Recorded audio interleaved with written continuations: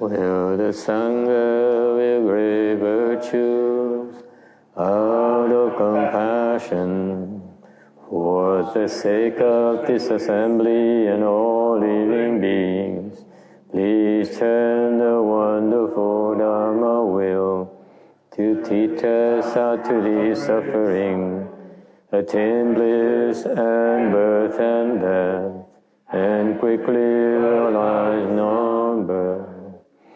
Cùng thiên đại đức thắng thịnh, vì thứ pháp hội cấp nhập thiết chúng sanh, tín chiếm diệu pháp luân giao đạo ngã môn, như há liễu sanh thoát tư đi cố đạt lạc, tốt chữ vô sanh.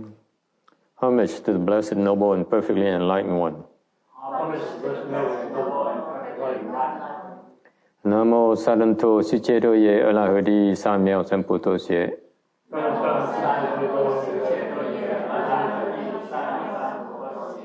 Namo Tát Đắc Tha Tô Già Đà Già Alahade Tam Miệu Tam Bồ Đà Toa.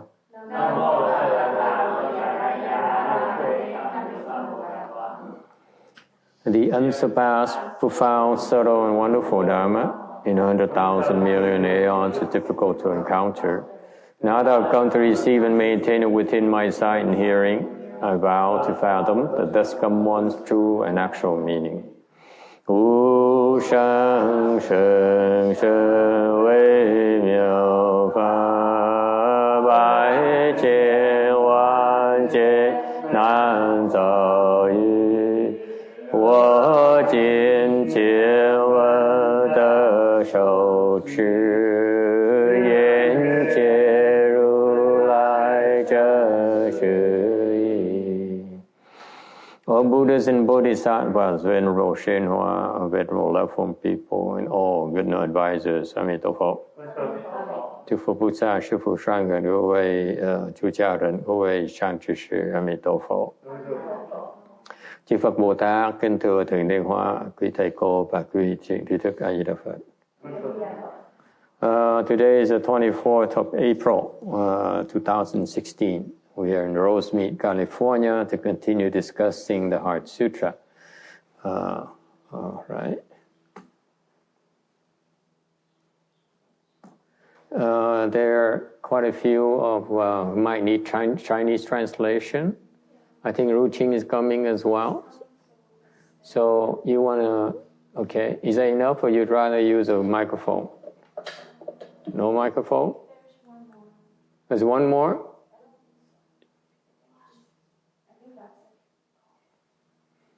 Okay.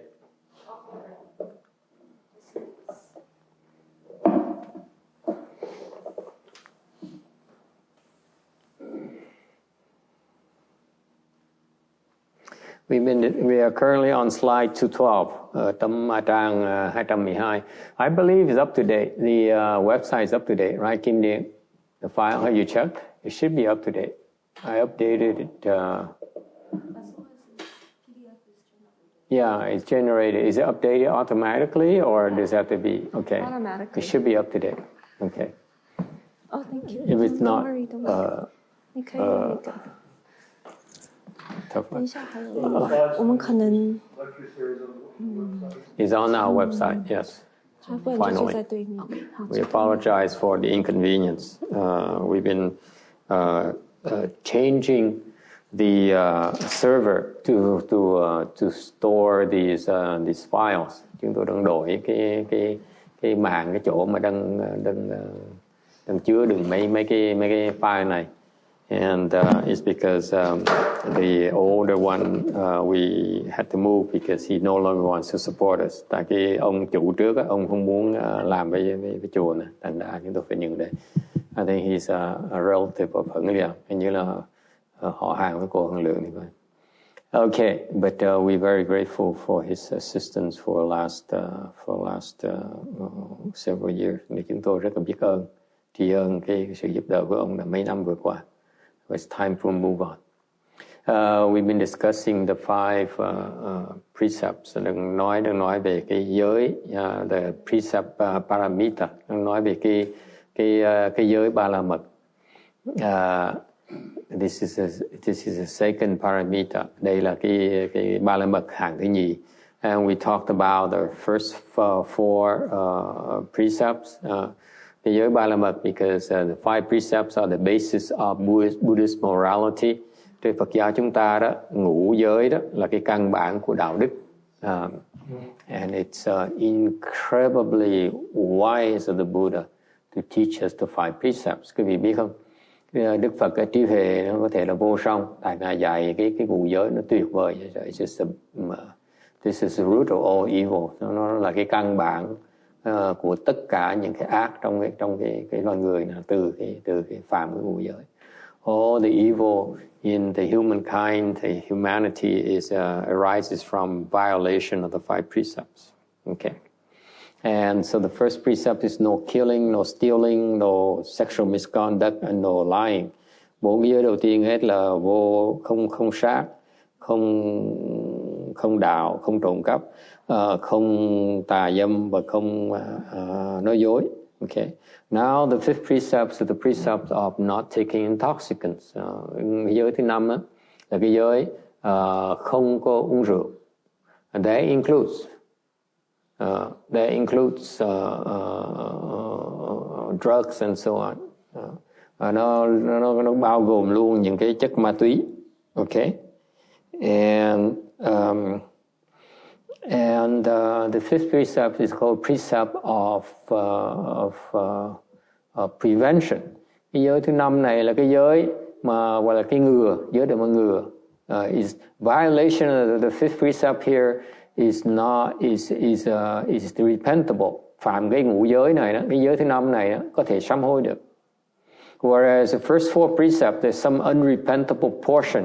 Mặc dù ngược lại cái bốn giới đầu tiên đó có cái phần mà không sám hối được. Okay, meaning it's not repentable to the Hinayana world. Cái thế giới không sám hối được có nghĩa là bên nguyên thủy không sám hối được. Đại thừa sám hối được. In Mahayana it's repentable. Okay. Bên đại thừa có cái pháp để mà sám hối. Okay. Now the fifth precept is a precept for not taking intoxicants, because if you usually when you take intoxicants, that's when your next step is to violate one of the four prior precepts. Thường với giới ngừa nghĩa là sao? Nghĩa là ngăn cấm, nghĩa là tại vì một khi cái vị uống rượu rồi á, dùng ma túy rồi đó, thì rất dễ mà phạm những cái giới bốn giới đầu kia. Okay. In fact, I talked to a teenager. Thầy mới nói chuyện một cái người trẻ đó. And this person here is a very good teenager. Trẻ nó rất là giỏi, học rất là giỏi. Has good grades until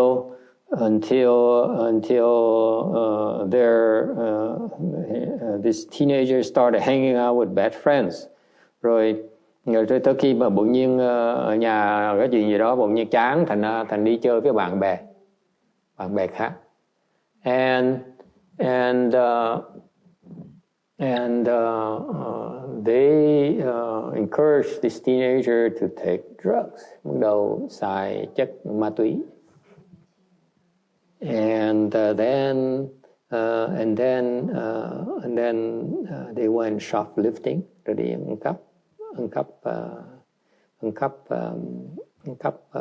đi trộm cắp. Okay. And they got caught, bị bắt. Okay. Cảnh sát bắt, and all those things. So you see, once you take intoxicants, it naturally leads you to violating the first four precepts.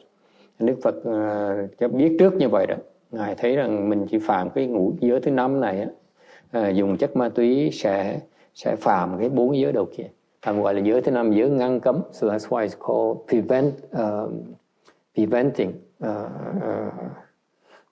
preventative precept number 5. Okay? Any questions? All right. So, what are the disadvantages of taking intoxicants? Là những cái tai hại của mà xài chất ma túy là sao? Number one, in present life, the wealth is exhausted because when you drink or become intoxicated, you lose any moderation and you spend without reckoning. Thứ nhất là quý vị sẽ trong cái cuộc đời này sẽ hết tài sản, mất tài sản. Tại sao vậy? Một khi mà xài những chất ma túy đó rồi, say chất men đó rồi đó, thì cái óc mình nó mất cái sự kiềm chế và sẽ xài xể một cách rất là phung phí. In fact, I can think comes to mind. They used one disciple of mine is very wealthy, một đệ tử của thầy rất là giàu, and he spends heavily in gambles and spend a lot of money on wine and so on. Xài tiền dễ sợ lắm. Đi đánh bạc này, đi rượu chè này, đi chơi lăng nhăng này. And one day his friend got him to use cocaine. Rồi bắt đầu chơi thuốc phiện, opium. And he went abroad on an expedition of opium. Đi qua nước ngoài quốc để mà xài thuốc phiện. And I thought that he'll be gone. Once you get hooked to the drugs, it's very difficult to recover. Một khi mà dính thuốc phiện rồi khó mà thoát. And somehow he got out. Mà bỗng nhiên thoát được. Maybe Medicine Master Buddha is watching over here. Chắc là Dược sư Phật giúp đỡ ông. Anyway, it's a scary thing. Rất là dễ sợ. Personally, I've always been afraid of drugs. Cá nhân thầy cả đời này thầy rất là sợ thuốc phiện. Okay, I can remember inhaling once in my entire life. Cả đời thầy hít một lần thôi. Yes, I was, I swear, only once. Thầy hít một lần. That's it. Yes. When we cultivate, naturally, like in my case, I drank before. Yes. All of a sudden, the alcohol tasted bitter, so I stopped. One of my disciples, who shall remain nameless because we are on the internet, she says that her weakness is alcohol. She drinks like a hũ chìm. What's a hũ chìm in English? Like a fish. Cô học trò đệ tử của thầy á, là cái khuyết điểm của cô là thích rượu, uống rượu như hũ chìm vậy luôn á. And she says that once she started cultivating, meditating, yes, mà khi bắt đầu thiền, it's more than that actually. And she realized, and then she found alcohol to taste bitter. Khi cô bắt đầu thiền, vậy còn chuyện khác nữa thì cô như cô cảm thấy rằng cái chất men nó đắng. I thought alcohol has always been bitter, no? It has a bitter taste. Because good ones are good. Oh yeah, absolutely. Yeah, I love those very old tequilas. Okay. And after cultivating, she found the alcohol to taste bitter. Sau khi mà tu, bỗng nhiên thấy cái chất men, chất say nó đắng. How is that? Tại sao như vậy? Yes. The question is not me, but when I see other cultivators from different methodology or different religion or different culture, is it possible that when you increase your samadhi level, is it always tasting bitter, or is it particularly certain different traditions? So the question that I need to repeat is she asking is that Is it because maybe different level of samadhis will have different bitterness? So, like for example, Or- somebody practice different meditation. Or what about the other non-Buddhist practitioners? Would they have different tastes? What is their experience, right? Do they also feel it's not pleasant and stop, or? Do they feel not pleasant or stop? Thế câu hỏi là nếu như cái trình độ định lực nó khác nhau, nó có ảnh hưởng tới cái mùi vị là không? Nó đắng khác nhau là nó ngọt là nó sao? Chuyện khác nữa là hàng như bên ngoài đạo đó, người ta what are the externalists? What's the difference? What's the question again? I observe some people they practice a long time and it seems like They also give up. They have bitterness. They give it up as well. No, they still drink. They still drink. Yeah, but I think Only socially, but not all the time. not all the time, but they still drink. Yeah. So is it always just relevant to samadhi level, or is it? Cô nói bên ngoài đạo đó là người ta nghe nói người ta tu, người ta có trình độ rồi người ta vẫn uống rượu như thường. Tại sao như vậy? So why is it the externalists? She heard that some of them have kung fu, have samadhi power, and yet they still drink. So what's the scoop? Quý vị nghĩ sao? What do you think? I don't drink, so I don't know. Thầy đâu uống rượu, đâu sao thầy biết được? Please help us out. Cô Quảng Ngân giúp với cô.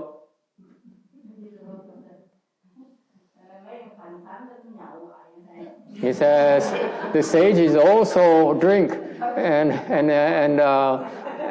go for happy hour.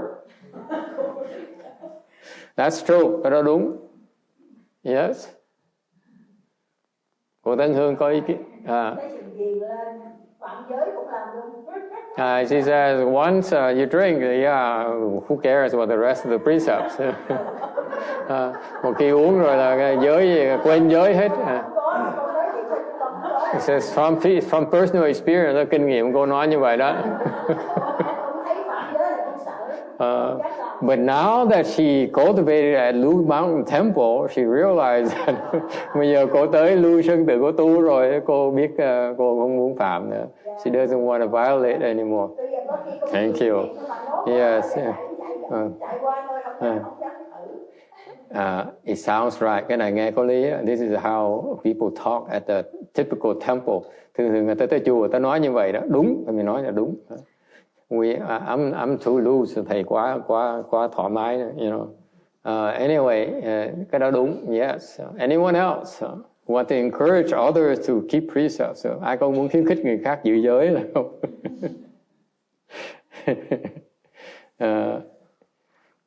It has nothing to do with Buddhist, non-Buddhist.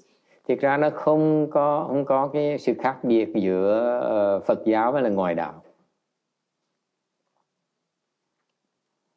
Once you enter samadhi, you don't have any desire for alcohol and intoxicants.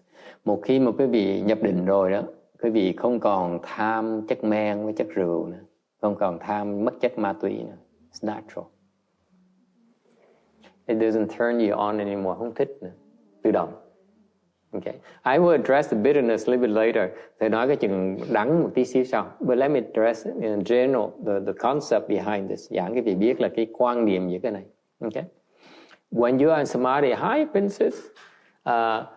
When you're in samadhi, you really have no desire for the alcohol. Okay. Một khi quý vị nhập định rồi, quý vị không có tham chất rượu nữa đâu. You have no desire for drugs, không có tham chất ma túy nữa. It's natural. Okay? Why is that? Tại sao như vậy? Because the desire for alcohol and intoxicants is in the desire realm. Cái thích cái chất men, chất ma túy là tại cái đó là cái người đang ở trong cái dục giới. When you enter samadhi, you rise above it. Khi mà quý vị mà nhập định thì quý vị lên thoát khỏi cái dục giới rồi, thành không còn thích. That's why you don't enjoy the stuff anymore. Okay? Is that clear? Nghe hiểu không? It's very natural, chuyện rất là tự nhiên. There's nothing, whether you're Buddhist or non-Buddhist, you rise into first dhyana or higher, you will really have little desire for, no desire for alcohol and intoxicant. Quý vị nhập sơ thiền trở lên, quý vị sẽ còn tham chất men với chất ma túy nữa. Alright? And now, then why does this person experience bitterness when drinking alcohol? Tại sao có người uống rượu uống bia bỗng nhiên thấy nó đắng, rất là thích dễ sợ nó đắng. Does it mean everything, including that 100-year-old tequila in near Mexico City? Including meat. Ăn thịt cũng vậy luôn nè. Except for Kobe steak, no? Everything? Meat, in Korea, I actually have food that has a little meat. It tastes bitter. Have you tried Maine lobster recently?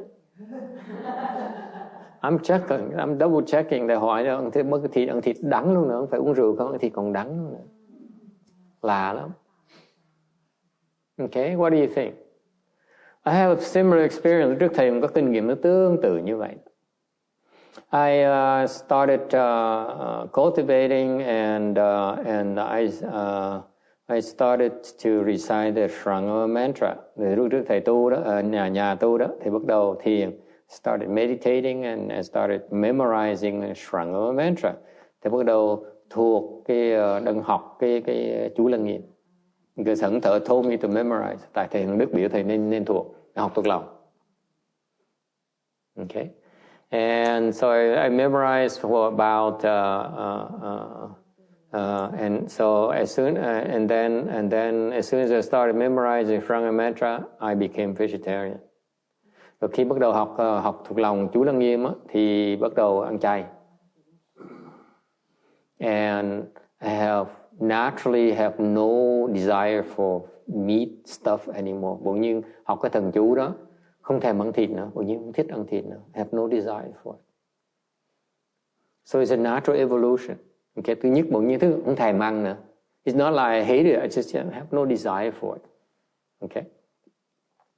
When I got to about memorizing to about line 150 or so, lúc mình thầy thuộc được cái hàng tới 150 á, và những hàng 150 á. I was at a shopping center in San Diego, ở cái shopping center ở San Diego đó. It was lunch time, so I was sitting there and trying to memorize next to Burger King. Đang ngồi học cái thần chú đó bên cạnh cái Burger King á. And it's lunch, so 12 o'clock, 12 giờ rồi. So I said, well, that's nice to have lunch. And there's no vegetarian places around. Không có chỗ nào bán đồ ăn chay hết. So I went to Burger King. So ordered a Whopper, double Whopper. Lâu quá không ăn thịt, mua cái Whopper, double Whopper. Okay. And onion rings. Và và mấy cái khoen của gì đó. Hành chiên. And I was enjoying the onion rings. Bắt đầu cắn cái hành chiên ăn ngon vậy. And then I took a bite of the Whopper. Ăn hành chiên thì ngon. Mà cắn một cái Whopper một cái. It tasted bitter. Nó đắng nghét rồi. Nó đắng nghét rồi. And immediately I realized that I could not eat meat anymore. Bỗng nhiên mới khám phá ra là không thể ăn thịt nữa. So I gave it up. And went to McDonald's.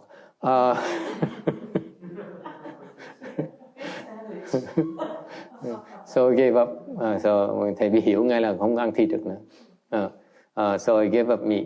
And then later, a month later, I went to my sister's wedding in Minnesota, and there's some bits of bacon in the salad. You can't tell.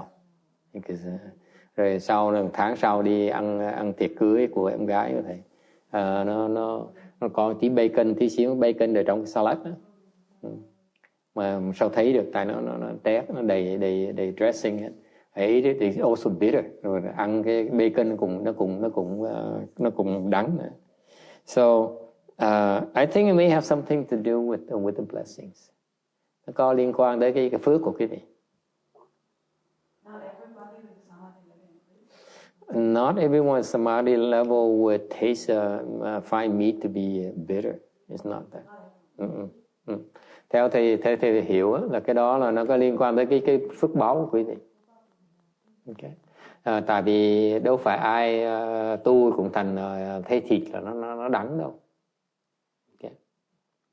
It's just that the nature of blessings is that you find you're not interested in eating meat anymore because it's not that good for you. Phước báo quý vị này khi nó hiện ra bằng cách là không thèm ăn thịt, tại ăn thịt nó đâu có tốt gì đâu, nó hại cho quý vị. It's actually pretty bad for you. It's tasty, but it's not healthy at all. Ăn thịt nó ngon miệng, nhưng để thịt nó hại quý vị. It's very bad. Okay, can we leave it at that, or you need more gory details? Phải đồng ý không cô con Ngân? Ăn chay chưa hay là còn ăn mẹn?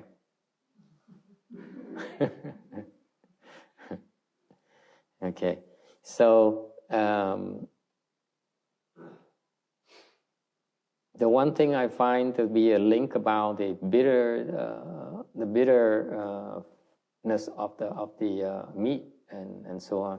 Cái mình thấy có nhiều khi nó có cái liên quan về giữa cái mùi vị nó đắng của thịt đó, cá đó, has to do with your compassion. Nó liên quan đến cái lòng từ bi của quý vị. Meaning the people who find the meat to be bitter will make it easier to stop eating meat and develop compassion a lot more easily. Những cái người mà thấy thịt nó đắng đó, sau này dễ mà phát cái lòng đại bi lắm, dễ. Okay, that's prior blessing, đó là cái phước đó. Any questions? This is not for everyone, không phải ai có làm vậy được. Mỗi duyên mọi người khác. Each one is different conditions. All right, but it sure makes it easier to live the home life.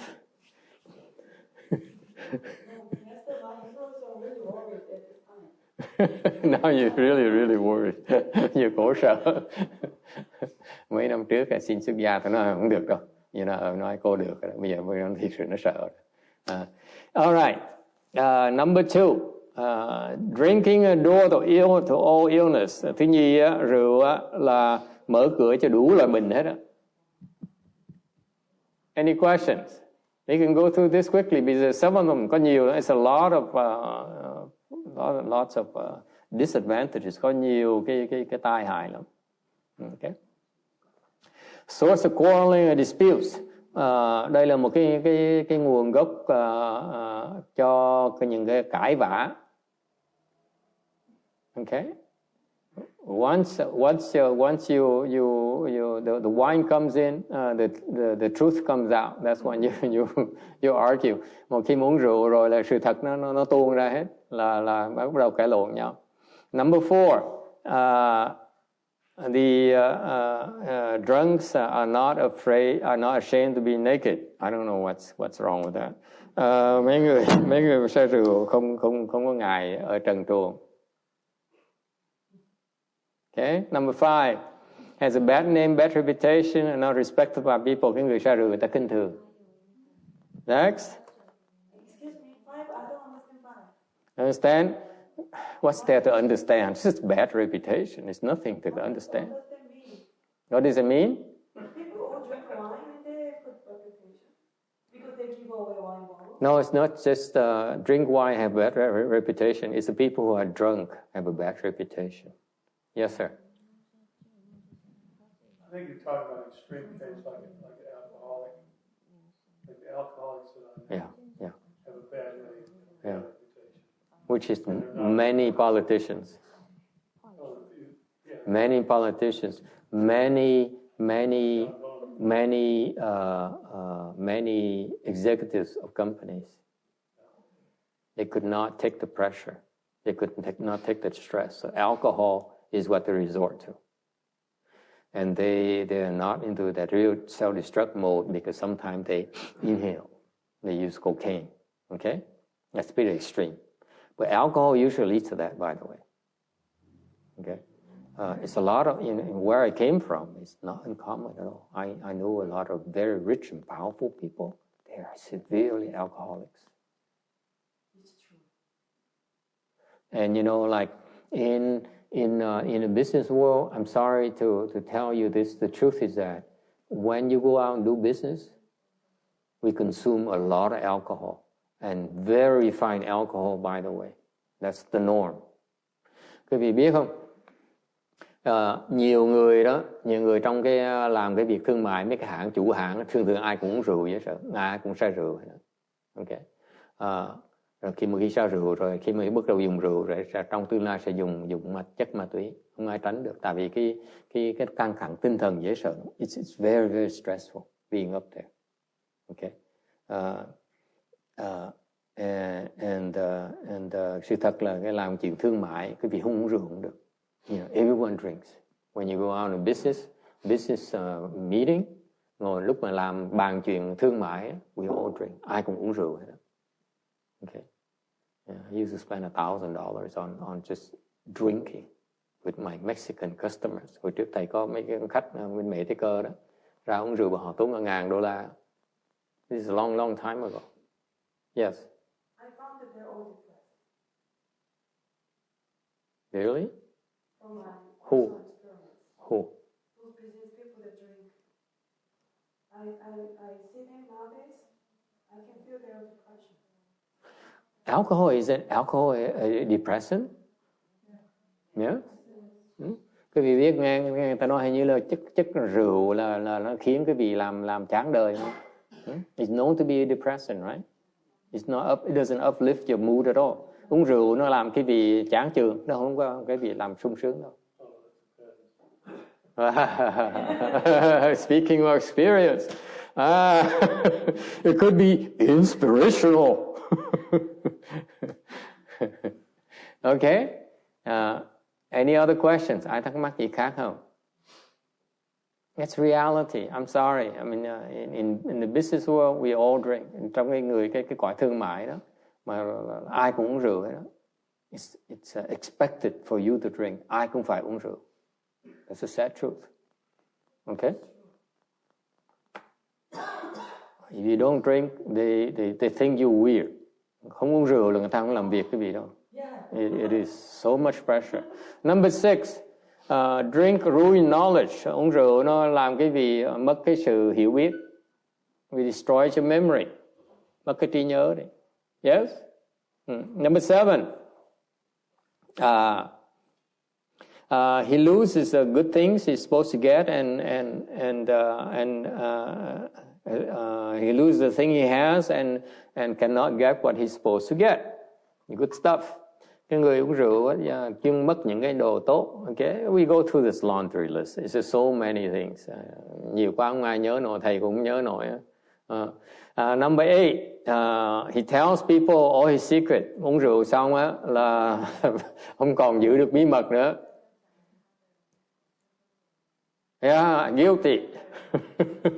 Mình bắt đầu nó men rồi bắt đầu nói anything. Sabina, why are you so interested?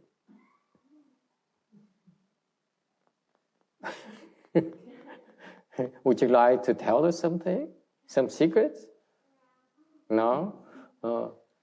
Okay, give her something. Chocolate. Number 9, misses all kind of business and realizes nothing. Nó mất nhiều cơ hội lắm. Okay, when you drink alcohol, your mind, you lose your alertness. Uống rượu, nó óc mình nó không nhảy nữa. Number 10, a source of grief. Alcohol is a source of grief. Why? It makes you forget things. When you pass out and you awaken, there's shame, confusion, sadness, and grief. Khi mà cái gì như khi uống rượu xong bất tỉnh nhân sự, xong lúc mình thức dậy thì có cảm thấy hổ thẹn, cảm thấy mê muội và buồn và và chán. Okay. Isn't that right? I mean, after you get drunk, I mean, you wake up, you feel depressed.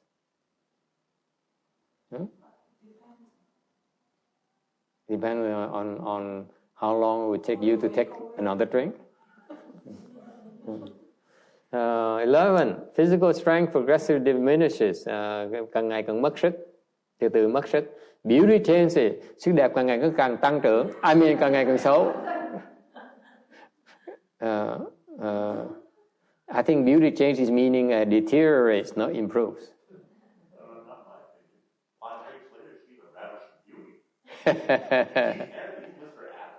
Oh, I see. John has just the exact opposite experience. He gets his dates drunk so that he finds them beautiful when they're drunk. I see.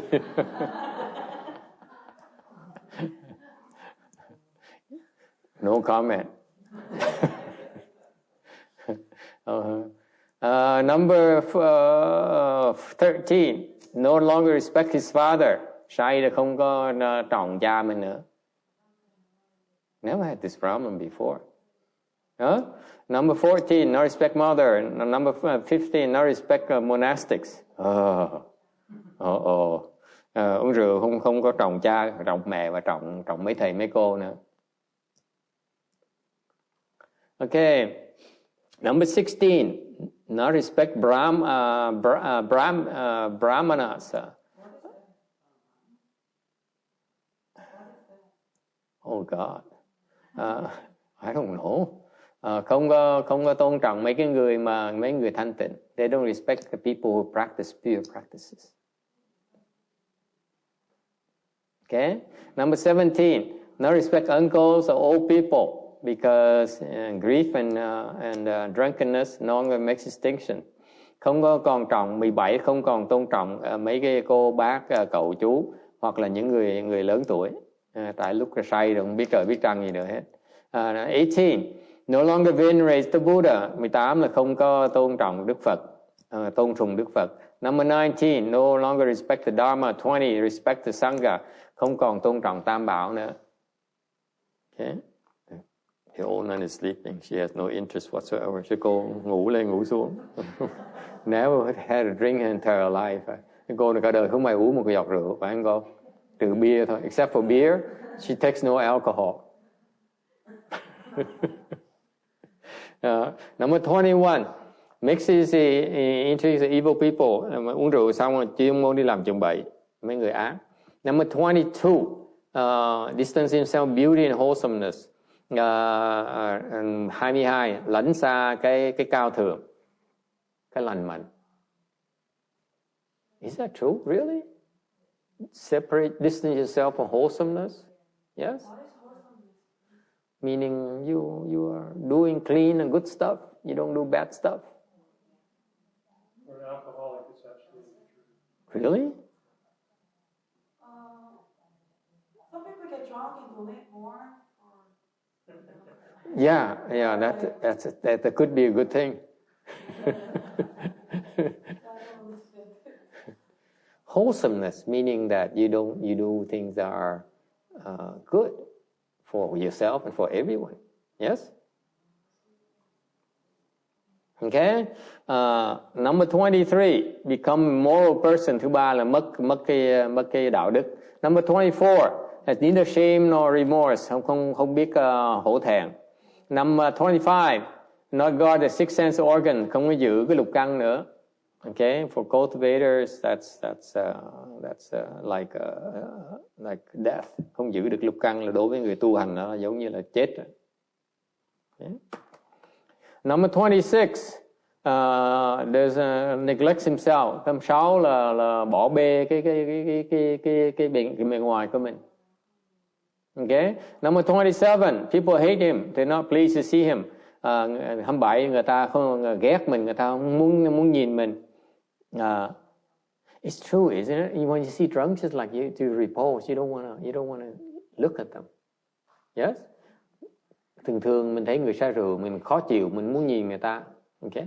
Number 28, reject by serious people, relatives and friends. Người ta chê bỏ mình, từ bỏ mình. Những người đàng hoàng, những người họ hàng thân thích mình, không thích mình. Number 29, cultivate bad dharmas, tu những cái pháp tầm bậy. 29. Number 30, abandon good dharmas, bỏ những cái thiện pháp. Number 31, 31. This is the last one. Not enjoy, trust in intelligent or learned people because the lapse is due to wine. Cái 31, những cái người mà thông minh, mà những người có hiểu biết đó, không tin cử người này, tại cái người này không cứ quên hoài. True or not? Yes or no?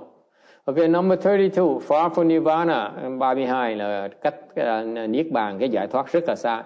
Number 33, plant causes condition for madness. 53, sau này sẽ điên cuồng. Number 34, at death we fall to the destinies, to the three of paths. Lúc mà chết sẽ đọa. Number 35, finally, when you become a man again, you always be mad. Trong tương lai, khi mà quý vị sau khi đọa xuống rồi mà trở về lại loài người này, sẽ luôn luôn điên cuồng. Questions? You see, it's only bad stuff. Quý vị thấy một cái rượu không mà bắt đầu say là quý vị thấy nó đủ thứ vấn đề hết. You have so many problems. Not pleasant life. Sống như giả thôi. I don't know why that we business people have to drink so much. Because it's so stressful. A lot of people that I know, they drink. I feel like it's like only one way to release the stress. Or even, like in the house of cards, they go home and, they drink. Or they smoke. Như giờ như vậy, mấy cái người làm chính trị gia, người ta về nhà ta uống đi rượu mà tôi thích chịu không nổi.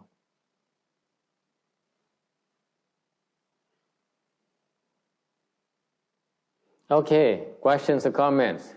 Ai có ý kiến thắc mắc gì không?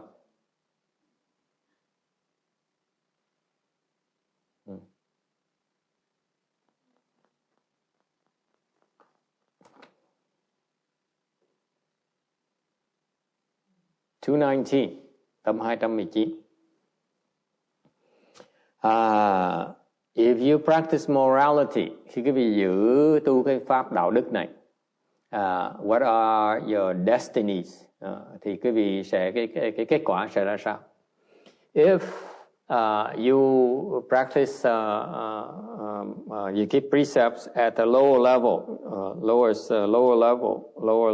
of purity, quý vị giữ giới mà giữ trình độ thấp, okay? You will be reborn among the humans. Quý vị sẽ sinh vào loài người, okay? Cõi người.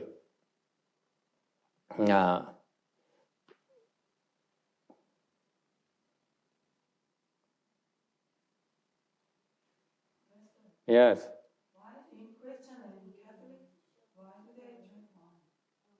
Because it's the blood of Christ.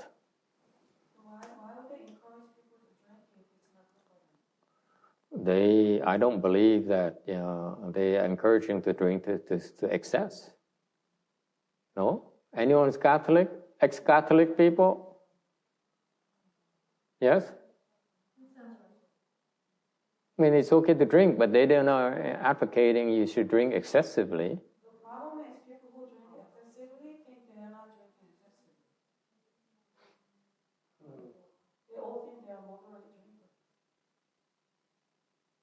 So moderation is a moving target. When you first drink, moderation is like half a glass, and then becomes 1 glass, and 2, and 3, and 4, and 5, and 6. Yes? Because your tolerance increases. So it's not fixed. That's my only excuse. I mean,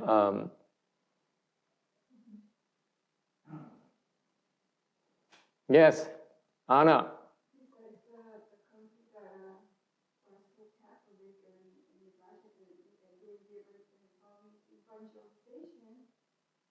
station, they had signs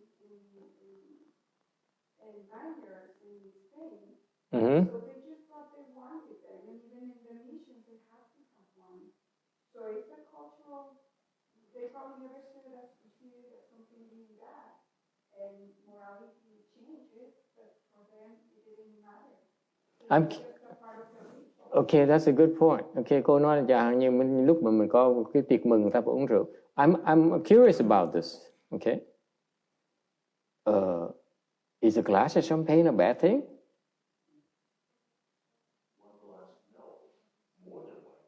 problem is one glass make two glasses become a bottle, and then they all believe that I'm doing okay, and then other people think it's not, and they have problems. Cái thầy xin hỏi cái vị cái này, chẳng uống một cái ly rượu ngon đó, nó có hại gì không? What's so bad about it? I'm curious. Why are we so strict on this alcohol here? It says don't, absolutely no alcohol. You see, this precept here says no alcohol. It doesn't say one is okay or two is okay, three is okay, and as long as you within practice moderation. In contrast to the other religions, okay? In Buddhism it says no. Cái này cái vị để ý cái khác biệt giữa cái Phật giáo mình với những tôn giáo khác á. Những tôn giáo khác ta nói mình uống mà vừa phải thì không sao hết đó, còn được. Đừng uống quá lố thôi. Phật giáo mình nói không được uống. Why is it? I mean, what's so bad about one nice glass of champagne or some nice beer import or some nice, red wine with lobster? I mean, with no, white wine with caviar. Yes. Because once you start to drink, it's easier for the heaven beings to control it and encourage you to do bad things. Vậy mất tự chủ, sợ ma quỷ nó giật quý vị. Really? You really think so? You really think so? What if you really think that they can really control you with one glass of wine? You really think so? Cái nghĩ uống một ly rượu nó hại độ người ta tới nó chụp đầu mình được hả? Really? You really believe that?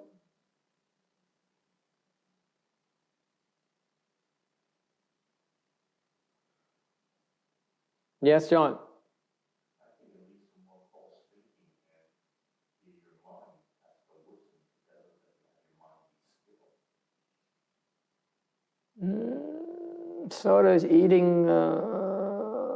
So does eating happy hour shrimps. Câu nói ông này ông nói là tại sao mà uống ly rượu nó hại gì? Tôi nói dạng như nó uống rượu làm mất cái tự chủ. Nó nói khiến mình vọng tưởng. Nó nói nếu như cái vị đi vào ăn một cái tô phở ngon nó cũng mất vọng tưởng. Cái vọng tưởng nó khởi tưng như thế đó. Right? You eat a nice dish, a nice tacos. Next week taco, by the way, everyone. Sunday taco. Finally back to us. Tuần sau xin mời quý vị tới ăn taco. Okay, tacos.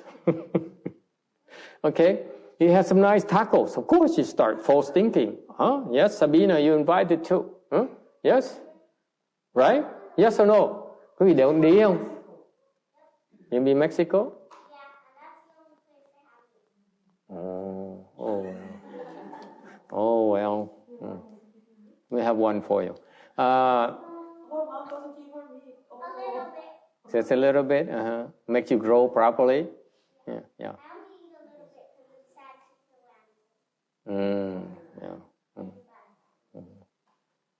Yeah. Very good. How about shrimps? That's not an animal.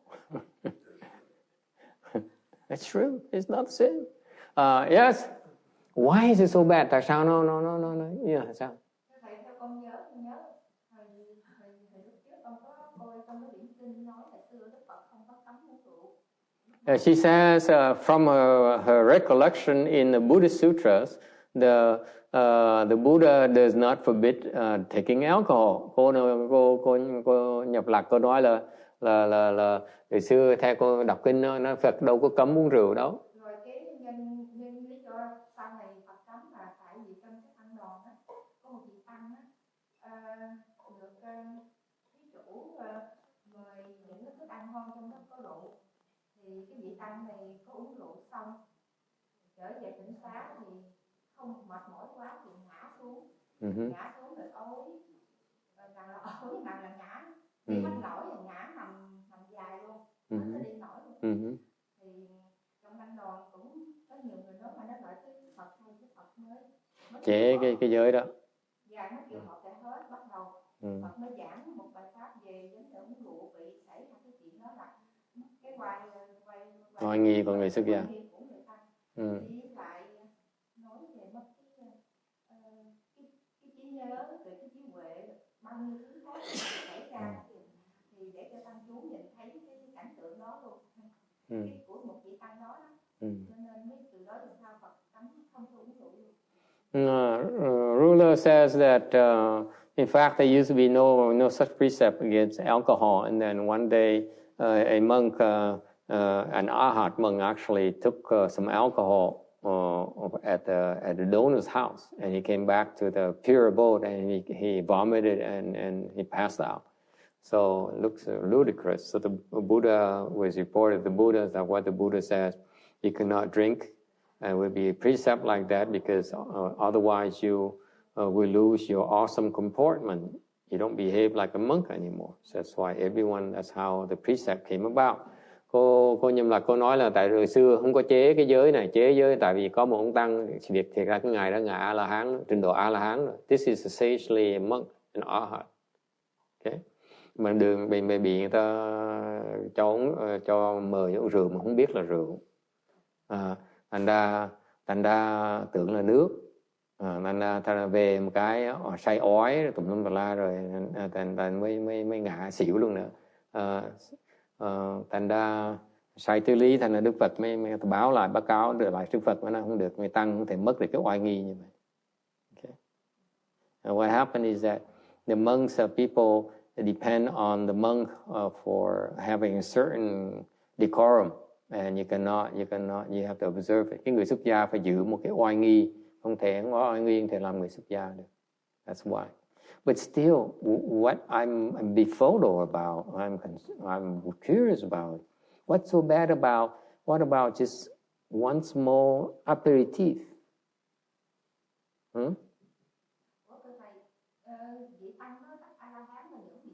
Không bị sai. A-la-hán đâu có nghĩa là không sai đâu. As long as you have this body, cái vì còn cái thân này nó uống rượu vào nó sẽ say. You have this body, you drink alcohol, you get drunk. Okay? Mà tại không biết. Cái người A-la-hán mà biết uống rượu sẽ không say. Because this arhat here didn't know he was taking alcohol. If he knew the alcohol, he would not be drunk. Nếu ông biết là rượu, ông sẽ không say. Mà ông không biết, ông sẽ bị say. Okay? Yes. When you take alcohol, you make you feel good, right? Yes. Mm-hmm. So if I think in Buddhism they don't let you drink to help you to be out of desire, right? If you drink alcohol, you be so attached to the desire, right? Because it's too pleasant. Yeah, I guess, but then you should be driving an S5 either. It'll take you out of desire realm. I still not clear to me why alcohol. Tại sao mình phải cấm uống rượu? Yes. Well, alcohol is bad for you, period. It's toxic. It damages your liver.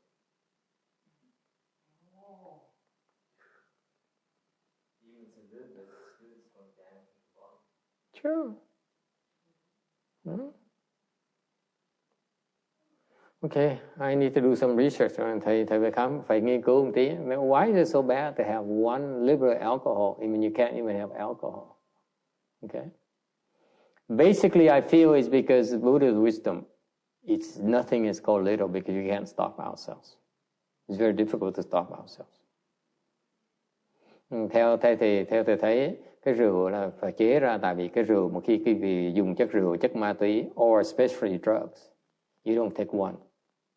Ít khi mà chẳng cái vị phi đó, ít khi mà một hơi á, Actually, I inhaled 3 times, by the way, I remember now, not just once. Maybe 4.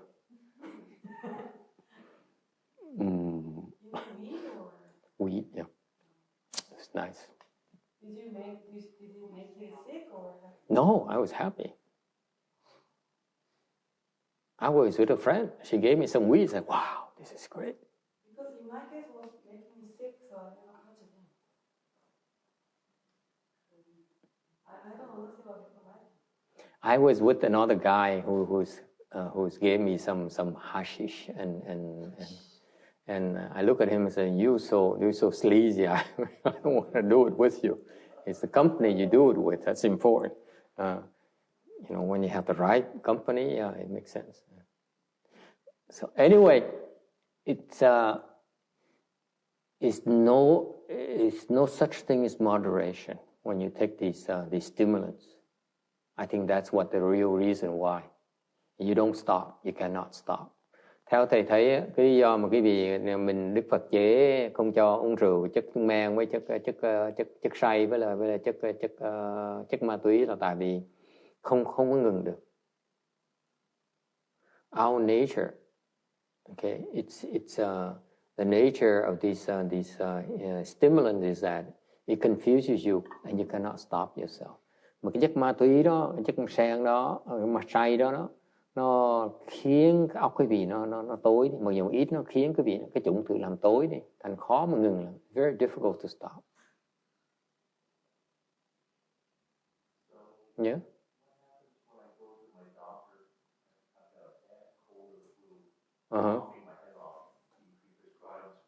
Nái cuộn.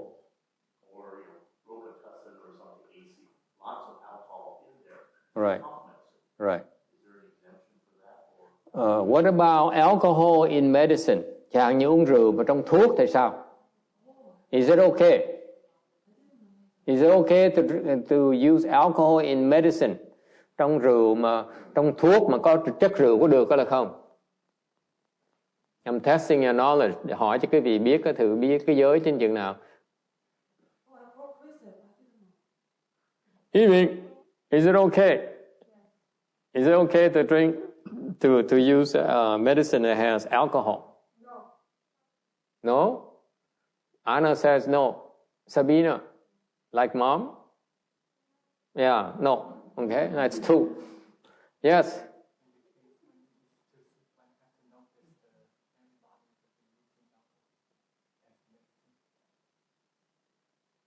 What if you don't know you have alcohol in the medicine? You don't know it's alcohol is no infraction. Nếu quý vị uống thuốc mà không biết trong thuốc nó có rượu thì không có phạm giới. Okay. What about you know full well that medicine has alcohol, mà giờ biết là thuốc nó có trong thuốc nó có rượu thì sao có phạm hay không phạm? No, there's no infraction. The exception is that when they use alcohol as part of the manufacture of medicine, there's no violation at all. So you mean I can go out at the pharmacy, buy a bottle of Robitussin, Yeah. on it and get loaded, and that's okay? Yeah, it's okay. Yeah. How about the weekend or medical marijuana? How about, oh my God, miracle marijuana? I'm glad somebody asked. Có người hỏi những cái bây giờ bác sĩ cho phép cái vị hút physica mà vì bệnh mà physica. Okay. For the record, I believe most of this miracle marijuana is not necessary, really not necessary at all. Okay. If you do chan, you don't need the miracle marijuana. Thầy nói cái vị nghe những cái người mà nghĩ là mình cần cái chất ma túy đó để vì bệnh đó thì thầy nói cái vị thiền nó tốt hơn. You better off doing chant. Much better off. Absolutely. Much better off. Therefore, alcohol should not be allowed, and we should be also, we should not use alcohol in the medicine. I agree. That's why, from a perspective, Buddhist perspective, that's what I think. But other people can do it, I know. Because back then there's no medical marijuana yet. Oh, in Mexico, it's been used as a medical. No, we're talking about 3,000 years ago. The term didn't exist. Oh yeah, in Mexico It's been there for any cure. They didn't have doctors. They didn't have access to it, but just in Peru, they chew on these leaves, cocoa leaves. Yeah, cocoa leaves. Yeah, and that's what the people who work in the field, they chew those leaves because they don't get to eat. They are very poor. So when they do farming, they harvest the leaves, cocoa leaves. They don't eat food. So they chew on these leaves. They work all day. Yes, it's called retribution, by the way. Cái đó, you see that? Their own retribution. They know full well. When they still do it, it's their retribution. Cái người hỏi là rượu mà trong thuốc mà có rượu có phạm giới hay không phạm giới? Tôi nói không phạm giới. Đức Phật nói chế rằng là không có phạm giới. Nếu mà biết thuốc, chế thuốc mà cần rượu để mà làm thuốc thì không phạm giới. Có người hỏi này chứ marijuana mà làm thuốc tại sao? Thì nói đời Ấn Độ chưa có marijuana làm thuốc, thành là Đức Phật không có chế cái đó. Thành ra cái đó phạm giới. Okay, if there's no medical marijuana when the Buddha defined the precepts, so I can't make up new rules. Tại đâu có chế mấy cái luật mới được. I'm sorry. Okay.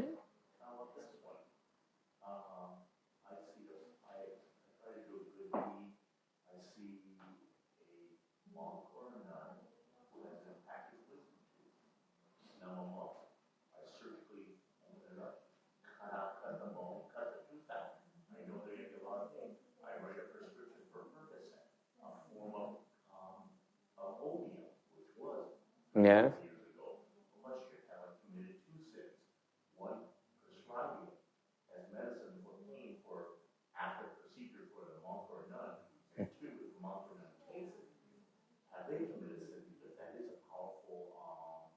Narcotics. Yeah. Ông bác sĩ nha sĩ, ông nói mổ ra mà mổ răng, lấy răng ra xong người ta đau dễ sợ, ông cho một cái loại thuốc có ma túy ở trong, thì ông có phạm giới hay không phạm giới?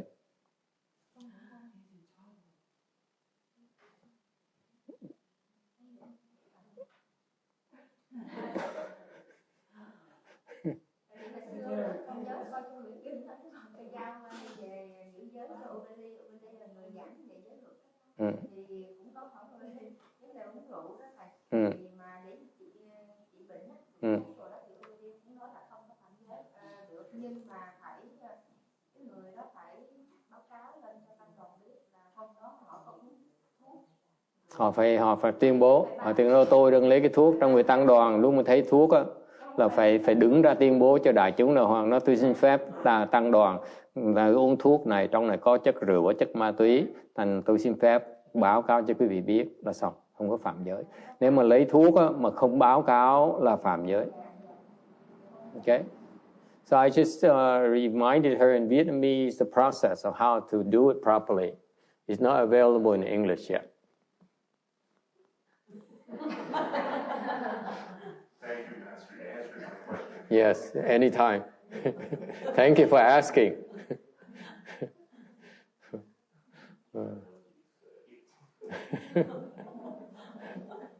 We have to wait for Master Xianjie when he comes back because the American monks don't know it yet.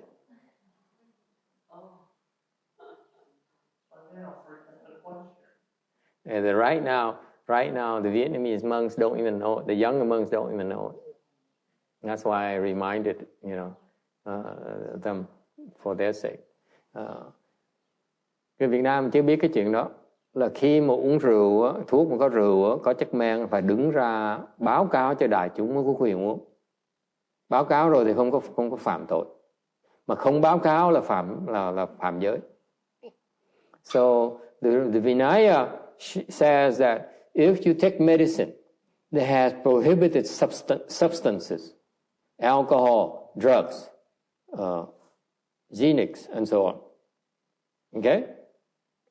And then your job is to go and report to the Sangha. After the evening ceremony, usually they say, I, Bhikshu so-and-so, have to report this to the Great Assembly. He said, my name so and so, I'm sick, and I'm prescribed this medication that has illegal substances. Okay, but I need to take them. So if you announce it, you're not breaking precepts.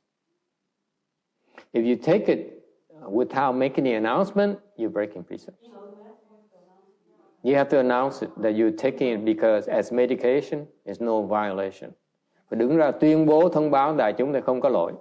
Mình lấy lén lút là có lỗi. Yes.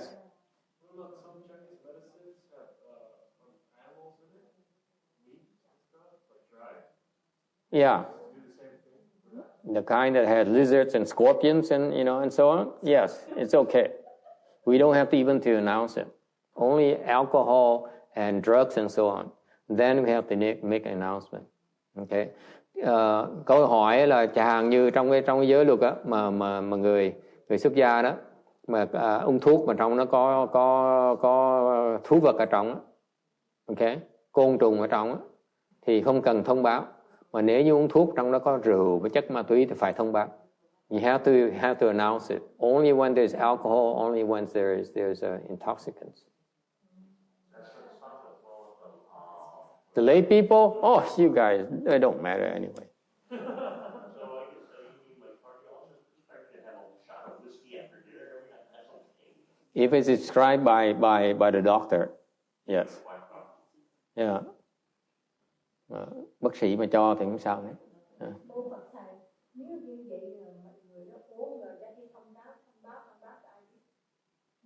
Cho đại chúng hết tất cả. Đứng mặt đó mà người biết, ai cũng biết là cái người này đang uống rượu đó. Nó chất ma túy đó. Hả? Không, cái này là mấy tăng đoàn thôi. Còn người tại gia thì không cần. Cái này không cần phải thông báo. She said, what about lay people? So lay people don't have to make the announcement. Okay? Anything else? Ai thắc mắc gì khác không? It's fascinating to learn about these rules, and it's wonderful to see the kind of wisdom that goes behind this. Cái việc biết học mấy cái giới luật con thú dễ sợ lắm. Tại nó có cái việc học được thấy cái trí huệ Đức Phật tại sao phải chế những cái chuyện như vậy. Why how the precepts came about and why so and so. It's fascinating. Nó rất là thú vị. Okay? Anything else? Ai thắc mắc gì khác không?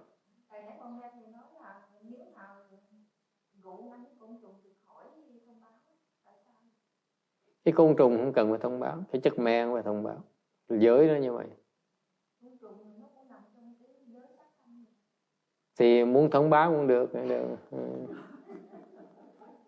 Muốn thông báo nữa sao đâu, thầy dễ lắm. I'm very easy going. You want to announce yourself? Announce yourself. I don't care.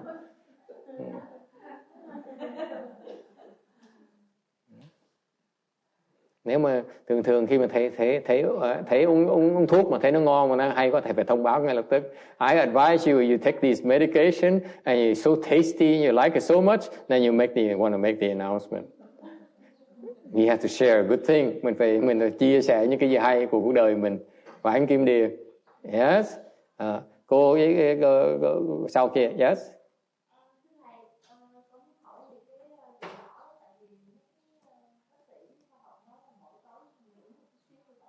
Rượu đỏ đó hả?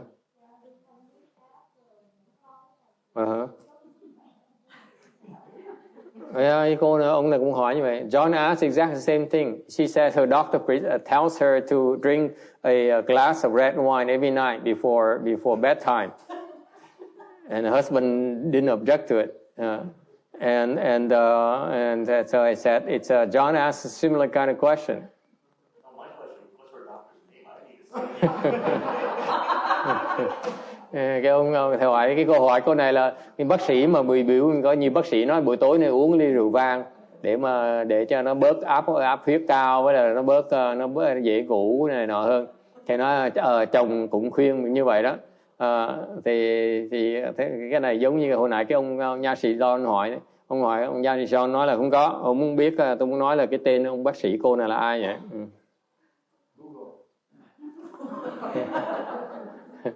Okay. Anything else? All right. Okay, so if you low morality meaning you off and on. Cái đạo đức mà thấp á, là hạ, cái trình độ thấp á, có nghĩa là cái gì thỉnh thoảng phạm, okay, thỉnh thoảng giữ, phạm nhiều, giữ ít. Middle morality, you go to the gods. Cái gì mà trung bình á, thì được làm cõi trời. If you superior, then you become a sage. Giữ mà nghiêm khắc đó, thì làm thánh nhân. Sage is a low, a medium, and high. Arhats is lower, medium is pratyekabuddha, and the higher is the bodhisattvas and the buddhas. Trình độ thấp á, là của hiền thánh nhân á, là A La Hán. Trung bình á, là Bích Chi Phật, và cao là Bồ Tát Phật. Yes.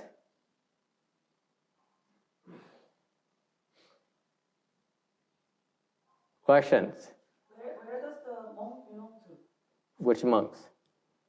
General monks. General monks? The lower part? The general monks don't even go to lower. I move on to that, you see. In general, the majority of the monks are even lower. They don't go back to the human realms. Cái câu hỏi là người xuất gia ra sao? Tôi nói đa số người xuất gia không trở về lại làm loài người được. They don't make it back to the human realm. They fall. Đại đa số người xuất gia đều đọa hết. Yeah, it's very dangerous. The left home people, Dharma is very, very dangerous. Cái đường đi xuất gia nó rất là nguy hiểm. And that's why most of these monks fall, because they don't know how to do it. Những lý do mà những cái vị thầy cô nó đọa là tại vì họ không biết cách tu. It's amazing to me, you know, like thầy rất là thầy khiếp luôn. Thấy mấy cái I know of this nun here in San Jose. Có một cái sư bà đó ở San Jose, a big temple and everything, and lots of money and lots of followers. Chùa lớn, đệ tử nhiều, tiền bạc rất là giàu có. Going to the hell, đang đọa địa ngục. Don't even know, không biết. It's amazing, and they continue to accumulate offenses. Và mỗi ngày cái tội nó càng chồng chất lên, khiếp như vậy đó. Mà cái thế gian này, người xuất gia gọi là thành công. For the monks and nuns in this world, they consider her to be a success. Nó khiếp như vậy, that's how scary it is. Cái đời sau nó nhìn mấy sư bà này, nó coi là cái thành công, mà thấy cái đó là cái đại đọa địa ngục. Không cách nào mà thoát được hết. Yes. In Korea, a monk asked me what would be the most critical problem now it is in Buddhism in Korea, and I said, I don't know, but I feel like the major problem is to accept everybody to be a left-hand person. Like in Korea, like if you want to live home life, like you just go, unless you have a severe mental problem. And I felt that that's the biggest problem. So I answered that. In the proper Buddhism beliefs, do they accept everybody to live home life? Oh yeah, especially our temple. Is it normal? Normal here. Tôi nói bên Đà Hàn người ta xuất gia dễ lắm, trừ phi quý vị bệnh hoạn này nọ thì người ta làm khó làm dễ, còn người thông thường xuất gia là người ta cho ngay lập tức. He says in Korea it's very easy to believe the home life unless you have some illness or something, then it's the exception. Otherwise it's very easy to become a left home person. And I claim it's much easier at Blue Mountain Temple. Chùa mình còn dễ hơn nữa. Okay. We pay you to live the home life even. Ai muốn xuất gia thì trả tiền cho.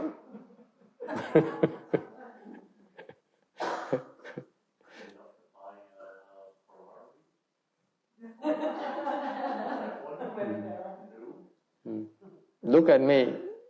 What kind of car do I drive? You're dreaming. Okay. Tấm 220.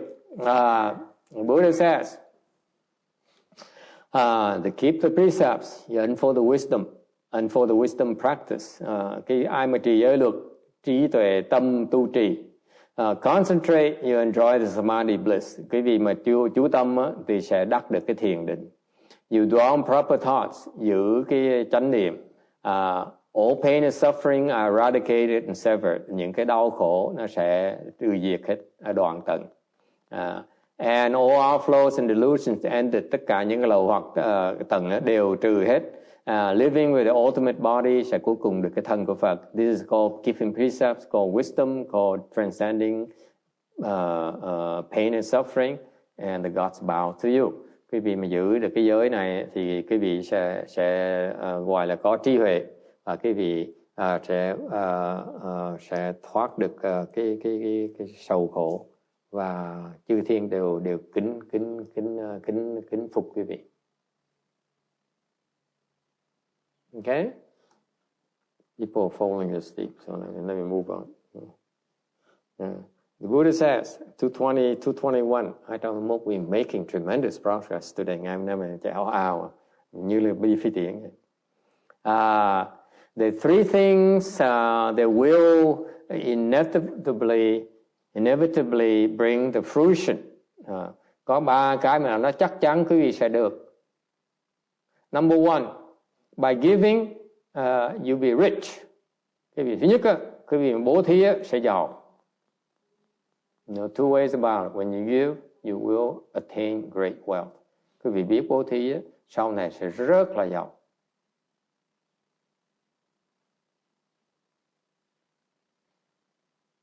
Okay? This is one thing I need to remind you. Tôi nhắc cái vị chuyện này. This is what I noticed in out there. Tôi để ý cái chuyện này. The rich Chinese family, những cái gia đình người Hoa mà giàu đó, they teach their children to go and give to the temple. Họ dạy con biết, họ dạy con họ tới chùa mà cúng dường Tam Bảo.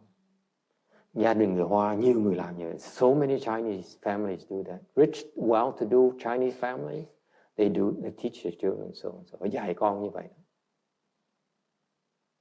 Only in Chinese tradition. I don't know about Korean. Vietnamese, I don't see it.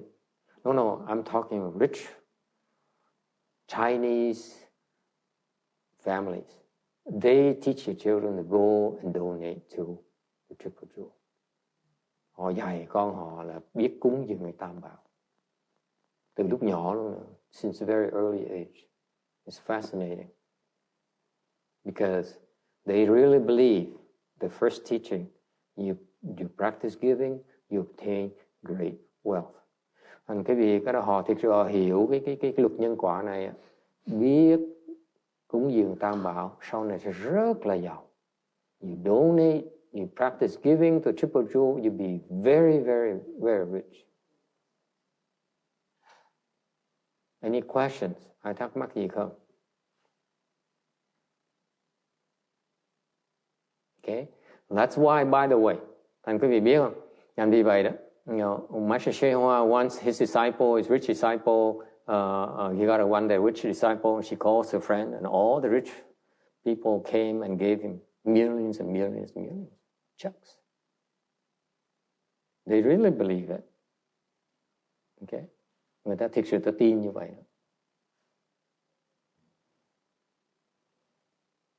Comments. The worldly thinking that you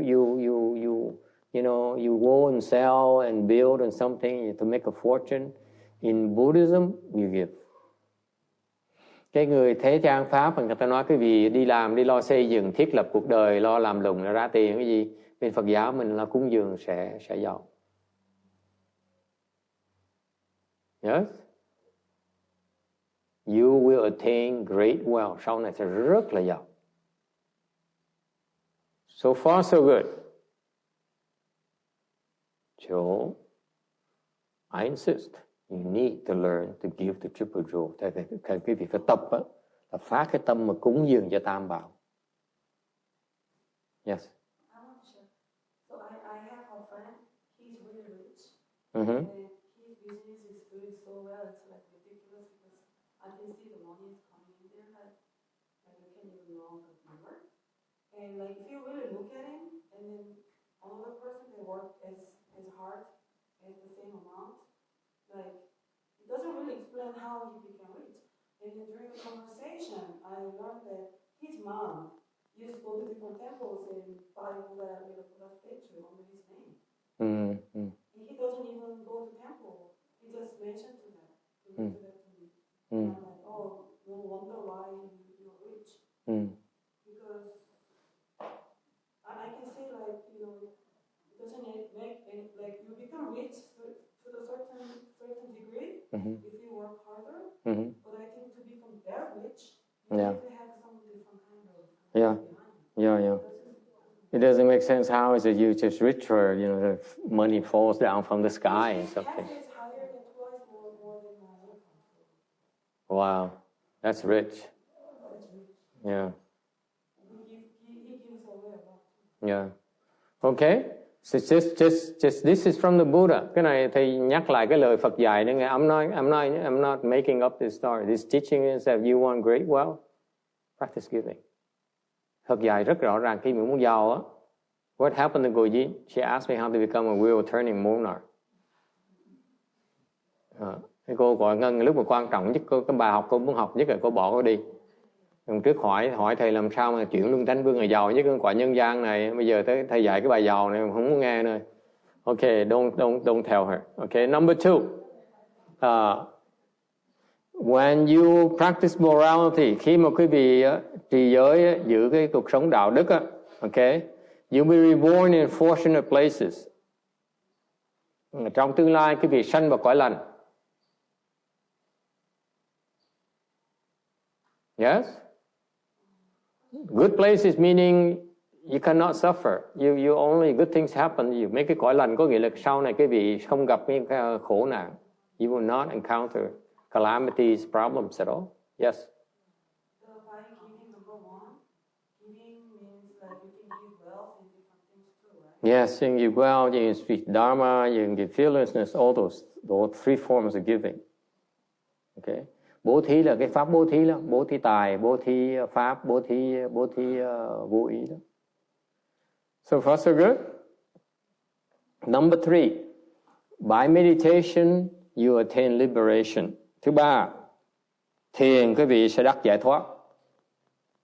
What does it mean meditation? Thiền là sao? Meaning when you cultivate, you attain liberation. Có nghĩa quý vị tu đó, quý vị sẽ đắc giải thoát. In other words, okay, if you suffering is because you're not meditating. Nó ngược lại. Lý do cái vị đang khổ tại cái vị không có chịu tu. Questions? Ai thắc mắc gì không? Yes sir.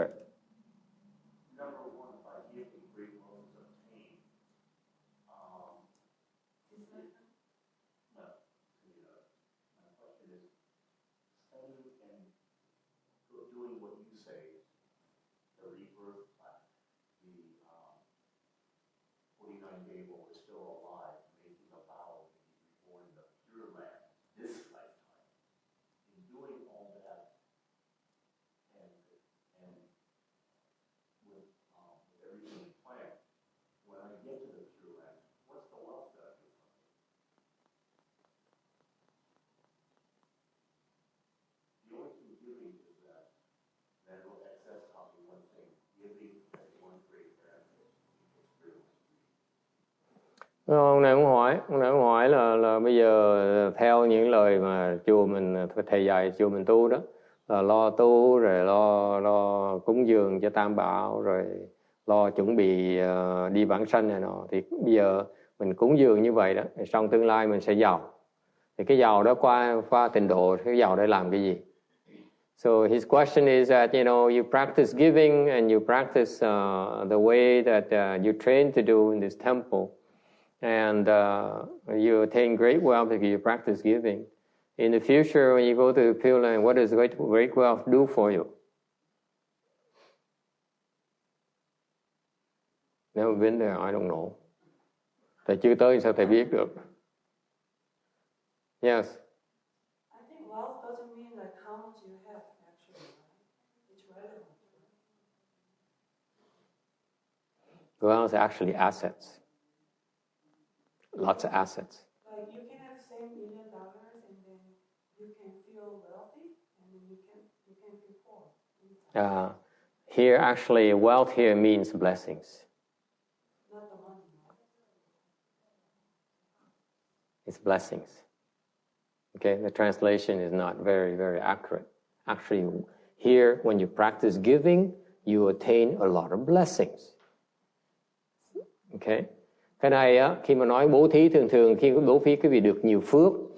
Cái phước này, cái ý nghĩa là phước chứ không phải là tiền không. What is blessings, by the way? Có ai biết phước là cái gì không? Would you like to know what blessings is?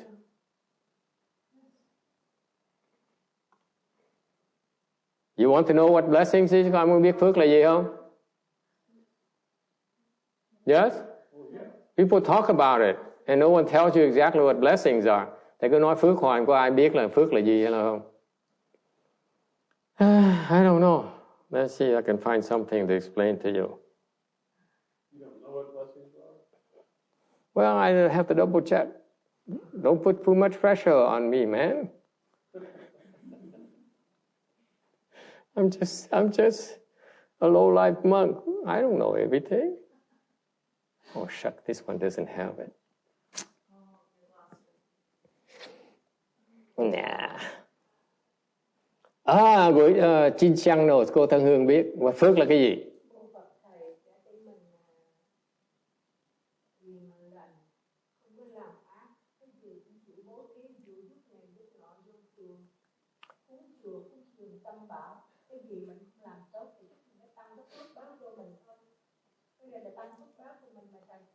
Phước là cái gì? Người ta hỏi phước là gì, tăng cái gì đó? Phước là nó có gì ở trọng á? Câu hỏi ta như vậy đó. The question is what is blessings? Okay? Would you like to know what blessings are? Phước nó có 5 cái loại. The blessings at 5, broken into 5 different parts. Okay? I was about to impress with my nice graphics and so on, but I don't have it, so I have to use my fingers. Thầy soạn ra cái hình đẹp lắm mà cuối cùng sẽ kiếm ra, thành ra phải dùng ngón tay vậy. Okay. What's the number one? Phước đầu tiên là gì? First of all, the Chinese blessing has 3 parts. Yes? Người Tàu á, phước á, đối với người Tàu nó có 3 phần. Phước, lộc, thọ. Right? Người Tàu á, rõ ràng á, Chinese is blessings, income, and long life. That's the Chinese concept of blessings. Người Trung văn hóa người Trung Hoa thì như vậy, phước lộc thọ gọi là phước. Yes? Blessings in Chinese is wealth. Okay, assets. But what does the Buddha teach? Đức Phật dạy là sao? Buddha is like Indian system. Đức Phật là hệ thống của Ấn Độ. So let me tell you what the Buddha originally taught about the definition of blessing. Trước đó, Đức Phật dạy cái phước nghĩa là sao? There are 5 different components. Đức Phật dạy phước có 5 cái loại. Okay, number 1. What is number 1 you think? Chú ý hệ Phật nó tuyệt vời. You hear this and you see amazed at how wise the Buddha is. Much better than the Chinese. Còn hay hơn người Tàu nữa. What's number 1? Sư cô hiền độ. Phước đầu tiên người trước Đức Phật dạy á, cái phước đầu tiên thế là cái gì? Cô biết không? I asked the old nun, do you know? She says no. Anyone? $5. Oh my God! Mình thua $5 nữa. Tức dễ sợ, mỗi lần mình cá là mình cá độ là mình thua. When I look at people, they go, huh? And I say $5.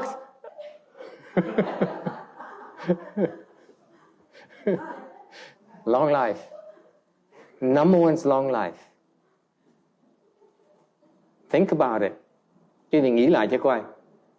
Isn't that number one first to you? No? Red Ferrari is number one to you. No, that's yours. What's yours then? And that's not blessings, by the way. That's misery.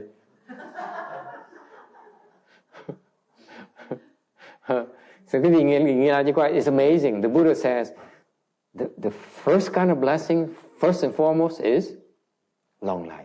Đức Phật dạy tới cười lắm. Ngài nói đó, cái quý nhất đó, là cái thọ. What's number two? Thứ nhì là gì? Number two. Come on. Thứ nhì là gì? Cô Thân Hương. She says lots of food and drinks. You get fat. Ăn nhiều quá nó mập. Không có, đó gọi là phước. That's not blessings. Yes. Wisdom. Giving the good advisor.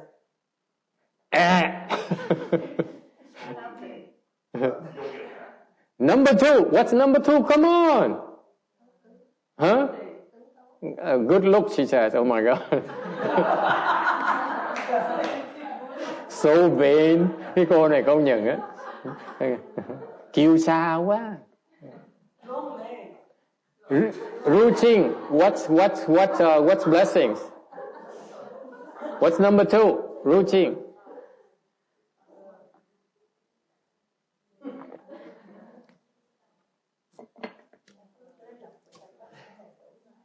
Wealth.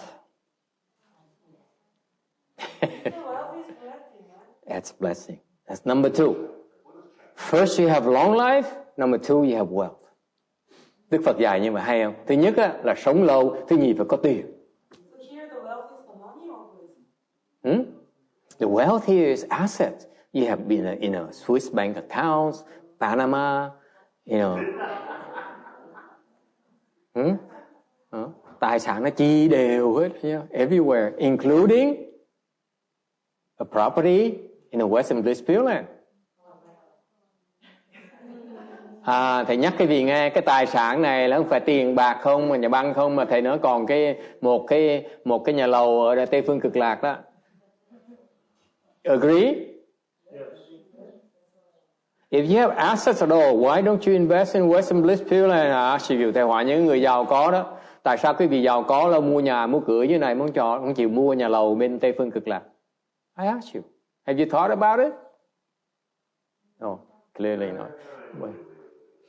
Just because you own a piece of a property in a good place, in a good location, doesn't mean you're sure as healthy yet.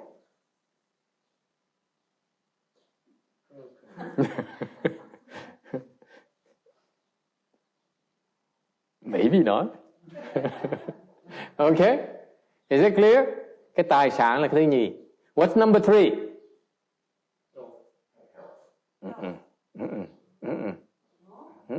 What's number three? What's number three? Children. Oh my God. It's torture, you idiot. Con cái là bị nó dày vò. Sức khỏe. Not health. Anyone else?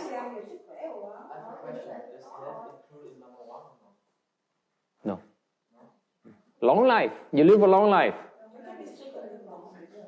Think about it. In America, in the Western world, they have a way of prolonging life. Medicine with money. Okay? So long life is number one. Number two, you need to have money. If you don't live long, okay, then you should have money to enjoy it. Yes? Thì vì thế cái hệ Phật hay dễ sợ. Thứ nhất cái việc là sống mới sống được, sống đầu tiên đúng không? Chết là làm gì bây giờ? What's the point in all the rest if you're dead? Right? So long life is number one. Thứ nhất là sống thọ. Thành hỏi bà già trước. Thầy say I gave her a clue already. It's one of the no. Okay? And number two is that if you live long, that you must have wealth to enjoy it, right? That's why you call blessed. Mình sống lâu phải có tiền mình mới hưởng thụ được chứ. What's number 3? Yes, Anna. Please, you guys are boring. Yes. What? What? No. Con cái là chủ nợ. She says children are your creditors. Don't be stupid.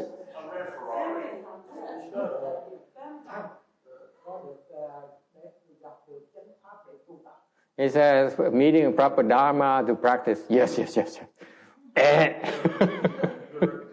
Yes. What? Excellent.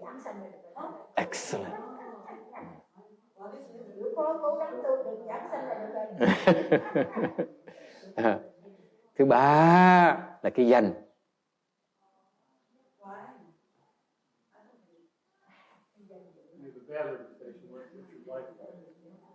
It's hell if people dislike you. Like Prince, he died, and guess what? The whole world is crying. That's blessings. Think about it. Cái gì thấy không? Cái thứ ba là cái danh. Tại vì mình sống lâu này, mình có tiền này, người ta ghét mình sao mình sống được? Sống với ai bây giờ? Does it make sense to you? If you have a long life, you live long, you enjoy your wealth, and then people hate you, what's the point? Where are you going to go now? Samadhi is not about blessings. Okay? Is it clear? Nghe rõ ràng không? Have you memorized it? Nhớ thuộc chưa? What's number 4? Thứ tư là gì? This Buddha is incredibly wise. Đức Phật cũng tuyệt vời. I learn and I really enjoy his wisdom. Yeah, that now I favor Indian culture. Bây giờ thầy phục cái văn hóa người Ấn Độ hơn văn hóa người Tàu. Number 4. Nhiều bạn.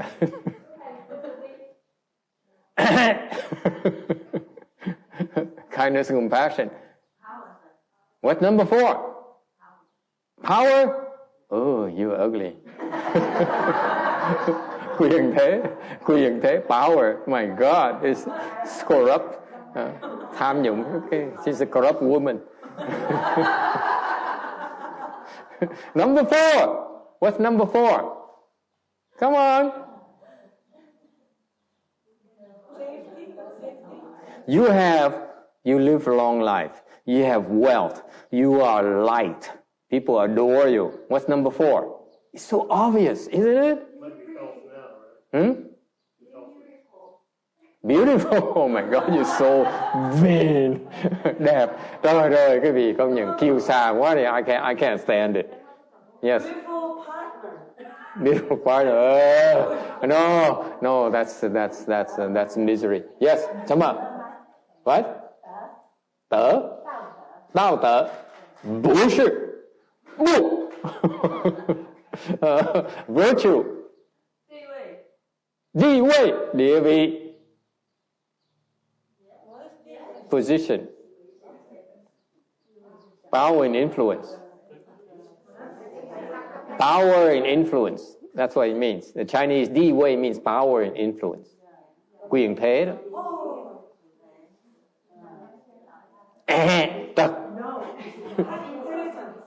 Hai người ta là thông minh.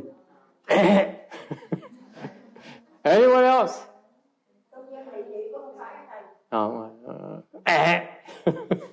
Anyone? Come on. Number 4. You guys are so... And you think I have to memorize? No. These things I don't need to memorize. It's so obvious. No. This is horrible. You guys so embarrassing me. We have a new person here. Don't embarrass me. Yes. Wrong. Đất đai, land in pure land. Yes, Vicky. Contentment, close. Okay. Tri túc, gần đúng, close.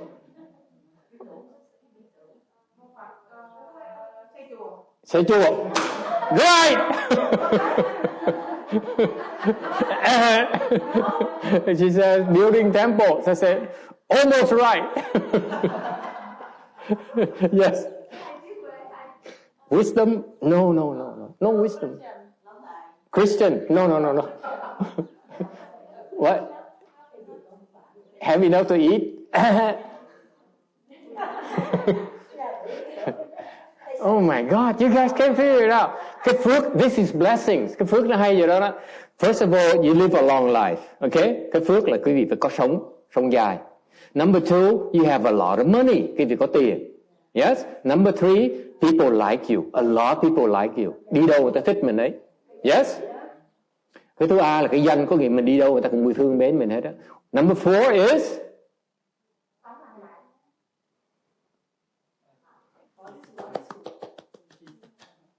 peace and bliss. But that's before, it's number three. It's not number four, you idiot. Peace and bliss. An lạc. Why is that? Okay. Long life, there's no joy in there, right? Okay. Wealth and fame is outside.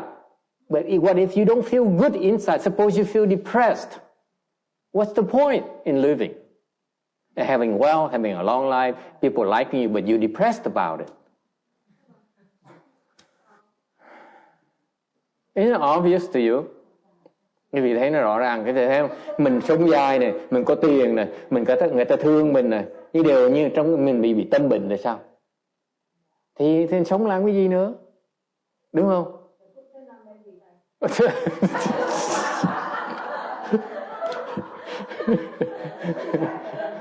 Wait.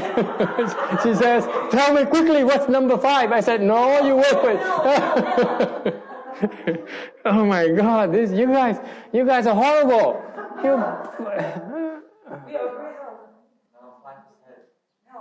Number 5 is health.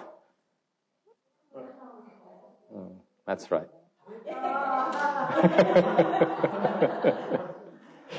Thứ 5 là sức khỏe.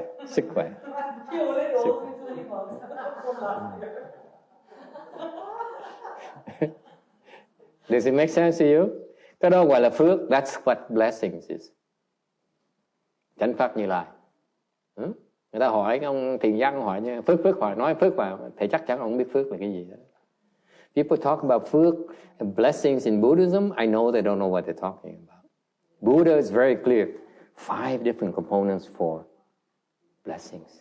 Đức Phật á, người Phật tử chuyên muốn nói về cái chữ phước mà không hiểu chữ phước là cái gì hết. Đức Phật giảng rất là rõ ràng 5 cái khía cạnh của cái phước mà phải có mới thiệt sự gọi là phước. Think about it. You have all these 5, you're truly blessed. Quý vị mà có được đủ 5 cái phước, 5 cái loại phước này là quý vị hoàn toàn có chỉ thiếu. You miss nothing at all in life. Think about it. Yes. The Buddha has all those 5. Đức Phật là có đầy đủ hết. Đầy đủ 5 cái. Yes. I don't know if you have 5 components, or if you're stupid until you die, what's the point? You're still happy. You go to the hell or what's the point? And that's the future. Who cares? We enjoy our blessings now.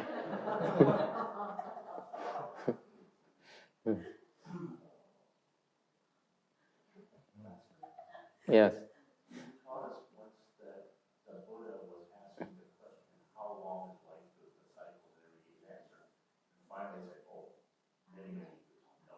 Finally said, but breath. Yes. So how does long life, if your long life is breath, how that long life is that? When your life is breath, duration. It has a different environment, different context. What he's talking about is the awareness of impermanence. That's why when you realize life is a short duration, as short as a breath, then you realize that there's nothing to attach to. Okay, but it doesn't mean that during that breath you cannot have 5.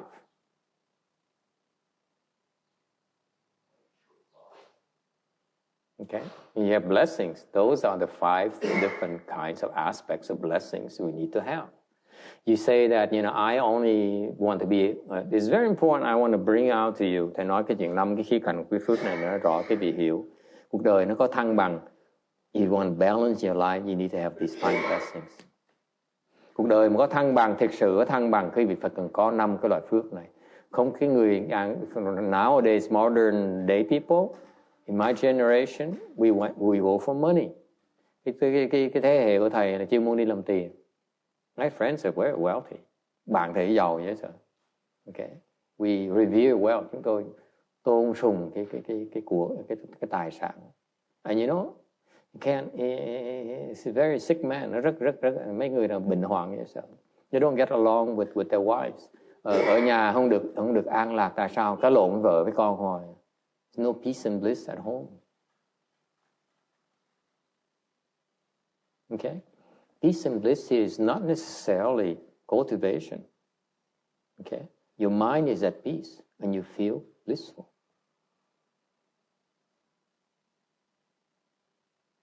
Okay? Cái an lạc này không có nghĩa là quý vị phải tu. An lạc là cái phước của quý vị thành quý vị lúc nào cũng là tâm rất là an ổn và rất là sung sướng. Không cần gì hết đó, vẫn an lạc sung sướng. Nhiều tiền rồi cũng vẫn an lạc sung sướng. The more money you have, you're still peaceful and blissful. I was telling someone earlier, I said, you don't think that rich people don't need money. Thì mới nói người hồi nãy đó, nói là đừng có tưởng người giàu ngày hôm qua đó, người giàu mà không có cần tiền đâu. Người giàu cần nhiều tiền hơn mình nữa. I'm telling you the truth of the matter is that rich people need more money than we do. A lot more money than we do. They're tied with them, a lot more tied with money than we are. Cái tiền họ nó còn kẹt hơn mình nữa. Mình kẹt có $5. I'm tied with $5. They're tied with $50 million. They're not freely to, they can't move that kind of money. It's a lot of pressure on them. That's how they think. Người giàu á, họ kẹt những cái số tiền nó lớn hơn thôi. Everyone is stuck with money. Ai cũng bị kẹt tiền. Don't think that anyone is different. Tưởng họ giàu là không có bị cái tiền nó dày vò đâu. Càng giàu càng bị tiền dày vò. The richer you are, the more money pressure you have. It has more zeros, that's all.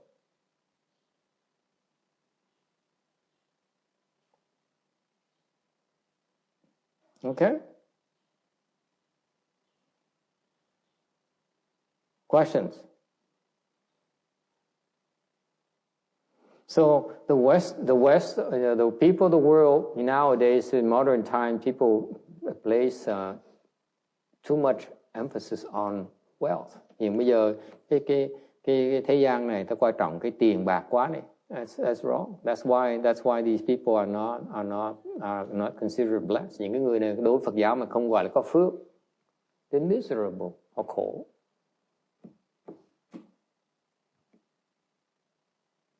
It's easier when you're poor and you talk like that. Khi mình nghèo mà nói dễ, nó dễ hơn.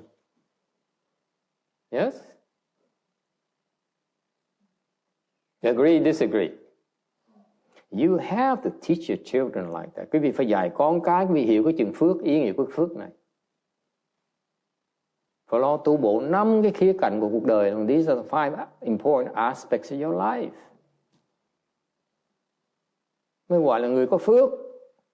And then you are considered to be a blessed person. You have blessings.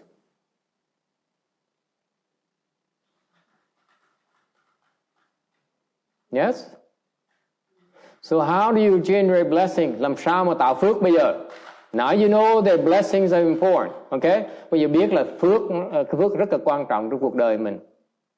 That's the basis. The basis is blessings. Okay? How do you create blessings? Làm sao mà tạo phước bây giờ? It's right here in this slide. Time is running out. Còn 10 phút nữa thôi. Tạo phước bằng cách nào? Number one, giving. Bố thí. It starts with giving. Nó bắt đầu bằng bố thí. If you don't start with giving, you get nowhere. Quý vị không bắt đầu biết bố thí, cái tâm mà không chịu bố thí là quý vị không đi tới đâu được hết. Phải dạy con mình, con phải biết bố thí. You go and you give to charity, you làm chuyện từ thiện, okay? You fly to Vietnam and fix people's teeth, poor people's teeth. Bay qua Việt Nam để mà làm răng cho mấy người nghèo. You know? That's giving. Cái đó gọi là bố thí. Is it clear? That's the starting point. You have to teach your children to start first with giving. Dạy cho nó là phải biết bố thí. See, you guys teach your children to go to school and get good grades. Quý vị dạy con cái quý vị là muốn đi học cho giỏi. The Asians still haven't figured it out. Cái người Á Châu vẫn chưa hiểu chứ nó. Dạy đầu tiên hết đó là phải dạy nó cho bố thí. Teach them to give. I don't care how old they are. Không biết lớn tuổi. It's never too late. You learn to practice giving. Dạy nó phải biết bố thí. Number two, when you give enough, khi mà quý vị mà bố thí đủ rồi đó, thì chuyện gì sao? What happens? You become a moral person. Tự động sẽ thành một người có đạo đức. Cái người mà làm chuyện tầm bậy, tại người đó không có phước, thành làm chuyện ác. Only evil, the people do evil because they don't have enough blessings yet.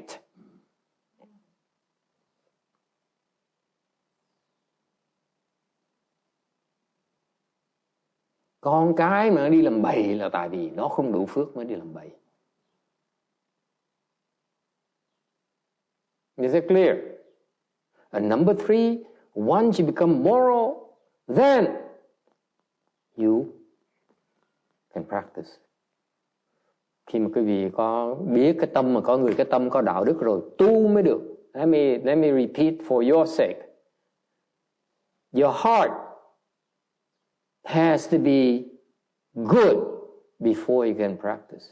Cái tâm cái người mà phải có tốt mới tu được.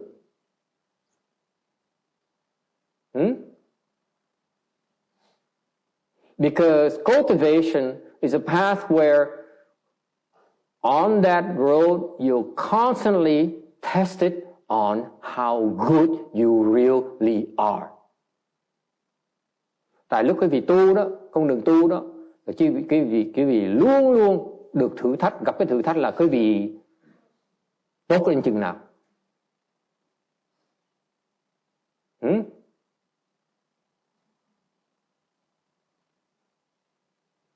Cultivation is about passing a test of how really good you are.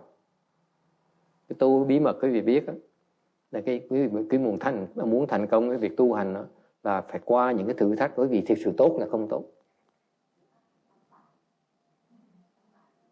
Tại cái người mà thất bại là cái tâm ác nó lộ ra, nó sẽ bỏ cuộc. Because the people who fail are the people because of the evil thoughts arise. And they say, let's punish you. Cái người đó mà tu hành thất bại, tại nó nói là cái tâm ác nó hiện để mà nói phải trừng trị nó. Cái đó là ác đó.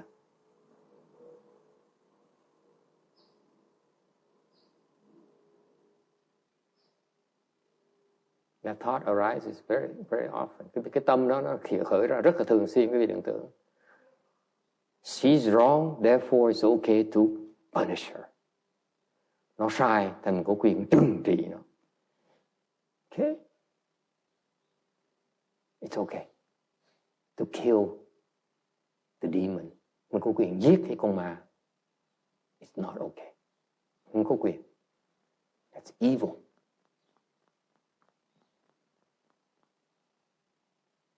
Questions? Tại cái vì khi mà có cái phước, cái đạo đức rồi, khi mình mới biết cái gì đúng, cái sai, lúc đó tu mới được.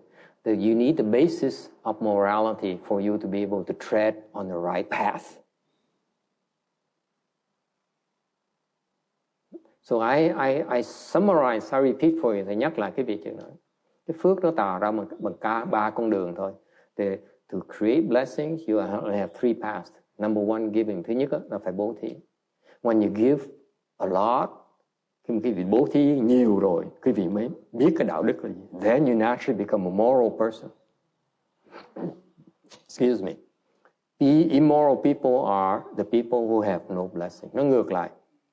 Những cái người mà thất đức là những người không có phước. Mới tự động nó thất đức, làm chuyện thất đức. Người có phước không có làm chuyện thất đức. The people who have blessings, they do not do immoral things. They don't. Okay? And once you have this concept of morality, then you can tread on the path to liberation. Một khi quý vị biết cái phải cái sai rồi, quý vị mới có thể đắc giải thoát. That's a requirement. Okay? And in other words, nói cách khác, the people who cultivate are generating the highest level of blessing. Những cái người đang tu là những người đang tạo phước cao nhiều nhất.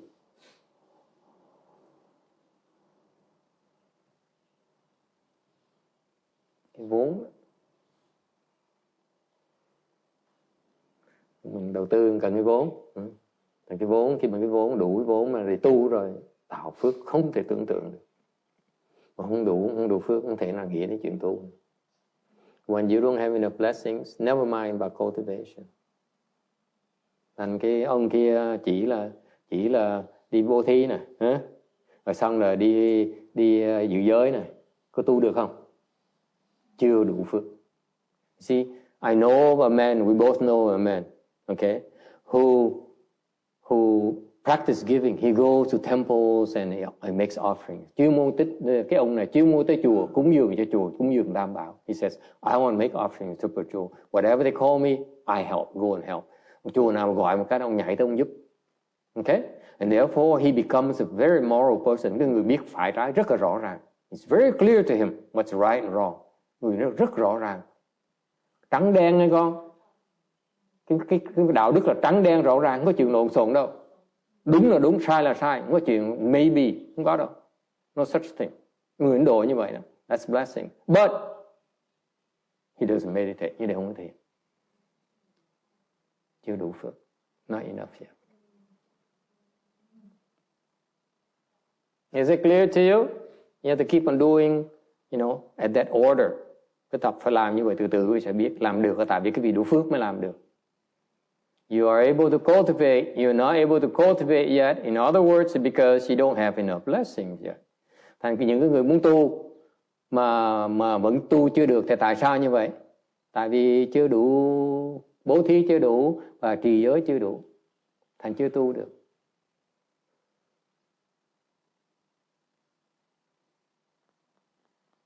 Questions? Thấy cái quý vị thấy cái Phật giáo này chính xác dễ sợ. You see how amazing the Buddha's wisdom is? It's insanely precise. Chính xác không thể tưởng tượng được. Cái Phật pháp mình khi mà hiểu rõ ràng, rất là rõ ràng, chính xác, không thể nào xê dịch được. Không phải nói quanh nó co như cái người thế gian nói đâu. Nó là phước rồi con này con nọ, tại duyên chưa tới, không có đâu.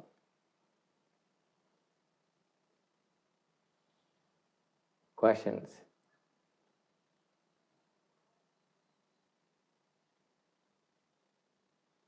Con đường tu nó như vậy. That's what it takes to cultivate.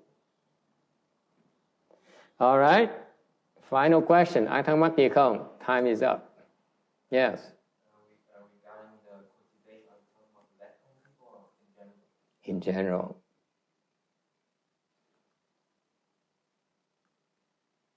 Tu là sao? Phải xuất gia là không xuất gia. Tôi nói tu là những người tu là không cần xuất gia. Tại gia cũng tu nữa. The different dharmas. Okay? And there's some very interesting, more interesting things about the Buddhist morality, Paramita. Trong cái tuần sau thầy sẽ giảng thêm về nhiều cái khái niệm rất là vui về cái pháp bố thí, cái pháp giới ba la mật. It's fascinating, the Buddha's wisdom. Cái trí huệ Phật thú vị dễ sợ. Okay. All right, we stop here today. Ngừng lại ở đây. Let's do the transference. Chúng ta hướng cận đích.